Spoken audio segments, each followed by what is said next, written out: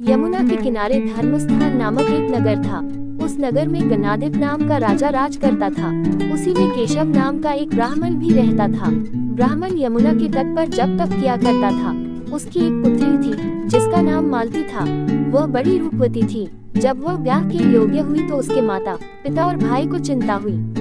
संयोग से एक दिन जब ब्राह्मण अपने किसी यजमान की बारात में गया था और भाई पढ़ने गया था, तभी उनके घर में एक ब्राह्मण का लड़का आया।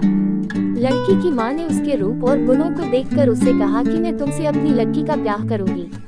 होनहार की बात की उधर ब्राह्मण पिता को भी एक दूसरा लड़का मिल गया और उसने उस लड़के को भी यही वचन दे दिया। उधर ब्राह्मण का लड़का जहाँ पढ़ने गया था, वहाँ वह एक लड़के से यही वादा कराया।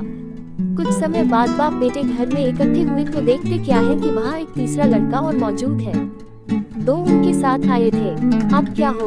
ब्राह्मण, उसका लड़का और ब्राह्मणी बड़े सोच में पड़े। दैवयोग से हुआ क्या कि लड़की को सांप ने काट लिया और वह मर गई। उसके बाप, भाई और तीनों लड़कों ने बड़ी भाग दौड़ की। शहर छाड़ने वालों को बुलाया पर कोई नतीजा न निकला। सब अपनी अपनी करके चले गए। दुखी होकर वे उस लड़की को शमशान में ले गए और क्रियाकर्म कराए।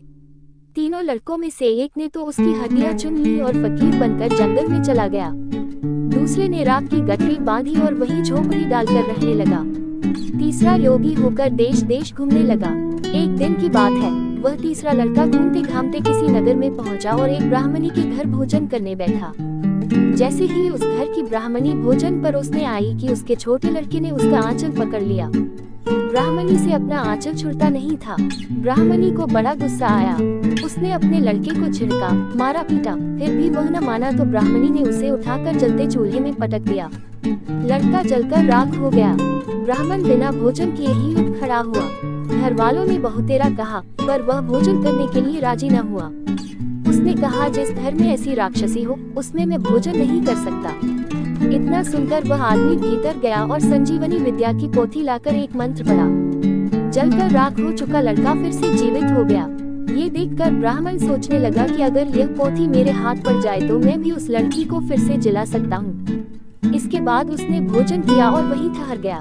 जब रात को सब खा पी कर सो गए तो वह ब्राह्मण चुपचाप वह पोथी लेकर चल दिया। जिस स्थान पर उस लड़की को जलाया गया था, वहां जाकर उसने देखा कि दूसरे लड़के वहां बैठे बातें कर रहे हैं।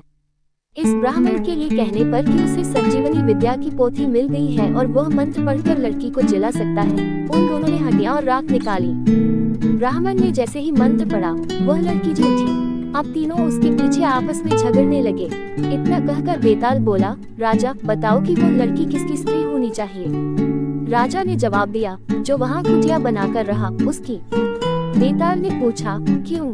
राजा बोला, जिसने हड्डियां रखी वह तो उसके बेटे के बराबर हुआ।